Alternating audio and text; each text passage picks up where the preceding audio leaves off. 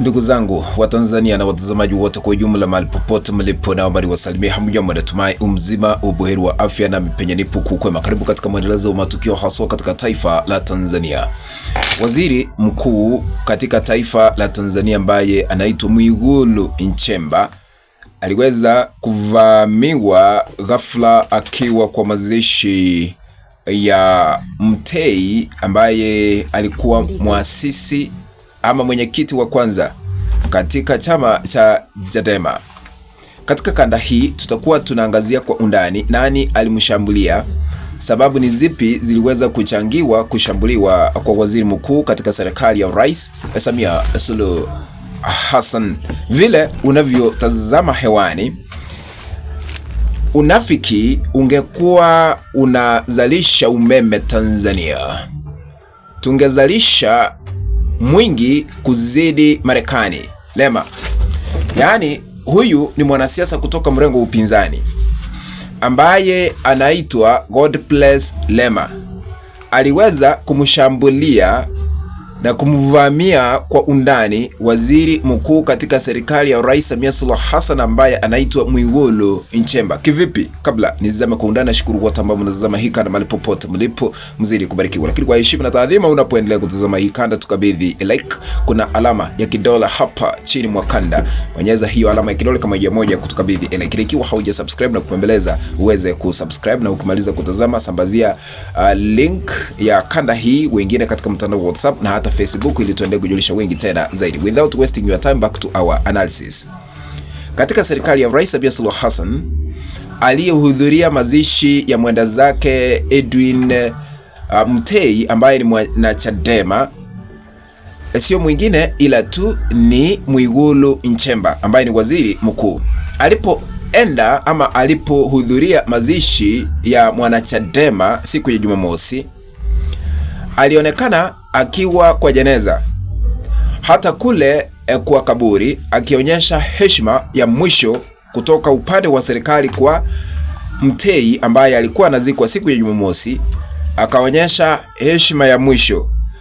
Alipofanya hivyo, sasa Godbless Lema anamshambulia kwamba ni unafiki, anamvamia kwamba ni unafiki serikali iko nayo kwa kusema hivi. Kuna chapisho hapa, naomba kulisoma kwa sababu linaenda kuunda msingi hasa kwa yale ambayo tunaenda kuzungumzia, vile aliweza kumvamia na kumshambulia pakubwa ambaye anaitwa Mwigulu Nchemba. Sasa ameandika hivi Godbless Lema: hizi sio heshima za mwisho. Unasikia vile anamshambulia? Huu ni unafiki, yaani kujifanya tu wa mwisho, kujifanya kwa mwisho.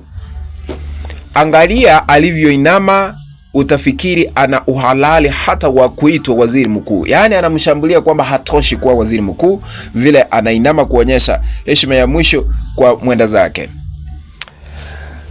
Alafu akaendelea akasema, mwenyekiti wetu yuko jela, ambaye sasa ni Tundu Lissu ambaye ni kiongozi sasa wa chama cha Chadema. Anasema yuko kwa jela. Chama alichokianzisha mzee Mtei kimezuiwa kufanya kazi zake za siasa. Serikali iliyopo mamlakani ambayo ni ya Samia Suluhu Hassan imezuia Chadema kuendelea kufanya kazi. Sasa wanajifanya kwa kuonyesha heshima ya mwisho. Kama wangekuwa na heshima, Tundu Lissu hangekuwa gerezani. Alafu akaendelea kusema, ni juzi tu huku Mbeya viongozi wetu wamekamatwa kwa sababu tu ya kupandisha bendera ya chama katika maadhimisho ya miaka 33 ya Chadema. Hivi majuzi wakati Chadema ilikuwa inasherekea miaka 33, serikali ya Samia Suluhu Hassan ilikuwa inatoa mashambulizi, wakashusha bendera kutoka mlingoti kwa kusema ya kwamba hatutaki hiki kikundi cha Chadema ni kama ni cha uhalifu ama wanafanya jambo ambalo ni kinyume na sheria, kwa sababu hatujui kwamba kulikuwa na sherehe. Kwani ukiwa na sherehe lazima uambie serikali. Lakini hata kauli zake huyu Mwigulu huku barabarani anakozurura ni mbaya na za dhihaka kubwa katika msingi wa kutafuta na kuimarisha haki. Yaani anamshambulia akisema ya kwamba matamshi yote ambayo anayoyatoa Mwigulu sio ya kupendeza, ila tu ni ya kuzurura. Afrika unafiki ungekuwa unazalisha umeme, Tanzania tungekuwa na umeme mwingi kuliko Marekani. Yani kama unafiki, yani kujifanya kama ulikuwa unazalisha umeme Tanzania, katika vijiji vyote vingekuwa vimeunganishwa na nguvu za umeme. Kumaanisha ya kwamba kuna unafiki serikalini, yale ambayo wanayoyasema hawatendi. Pia swali lingine la msingi la kuuliza ni hili: hivi huyu Mwigulu alishawahi kumiliki heshima mpaka na awe na ya kutoa? Na eti nimesikia kuwa yeye ndiye kupewa maelekezo na mwenyekiti wake wa CCM juu ya kuunganisha watu na nchi. Yaani anasema ya kwamba Samia Suluhu Hassan ndiye anamtumia sana, anamwambia unganisha watu, lakini kile ambacho Mwigulu anafanya sio kuunganisha watu, ni dhihaka kulingana na yeye ya kuunganisha watu na nchi. Dhihaka kubwa hii. Nimemsikiliza mara nyingi, kila mara akiongea huwa anaongeza mpasuko mkubwa sana katika jamii ambayo tayari ina majeraha makubwa. Yaani anasema ya kwamba wakati wowote Mwigulu anapofungua mdomo kutoa matamshi sio ya kujenga, ila tu ni matamshi ya kupomoa umoja wa Tanzania. Huyo ni Godbless Lema ambaye anamshambulia Mwigulu Nchemba kwa yale ambayo anaendelea kuyafanya, na wakati aliweza kuhudhuria mazishi ya mwenda zake Edwin Mtei alionyesha heshima ya mwisho ambayo ni ya unafiki, isiyo halali, kwa sababu ingekuwa halali Chadema ingekuwa inaheshimika, Chadema ingekuwa na viti mbalimbali, kwa sababu iliweza kuzuiliwa hata kuwania viti mbalimbali. Tundu Lissu akazuiliwa, yuko gerezani zaidi ya miezi 9 sasa. Kumaanisha kuna unafiki ambao unaendelea katika serikali ya sasa ambayo inaongozwa na Samia Suluhu Hassan, kulingana na Godbless Lema. Ikumbukwe ya kwamba yule ambaye aliwakilisha serikali kwa mazishi yale sio mwingine, ni Mwigulu.